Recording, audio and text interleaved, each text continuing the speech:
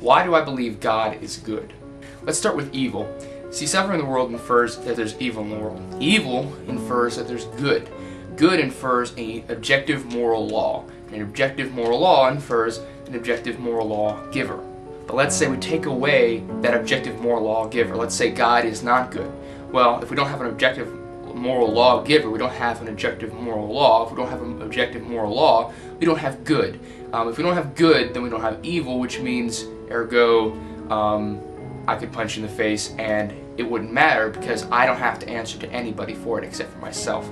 So why is God good? Well, here's my two reasons why I think God is good. My first reason is God's transcendence. As creation, in chapter 3, after being corrupted, is separate from God. God separates himself from mankind. So God is separate from sin. He's transcendent from sin.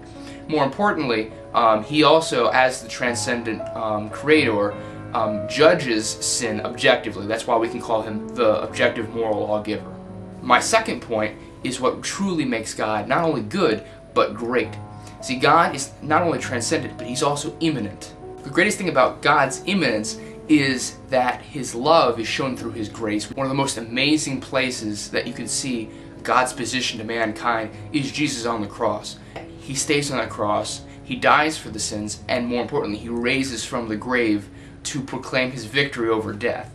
We know that God, being an immanent God, is working in human history and in our lives even today to redeem us back to our original state in the garden, our original state of worship, and our original state of our created purpose.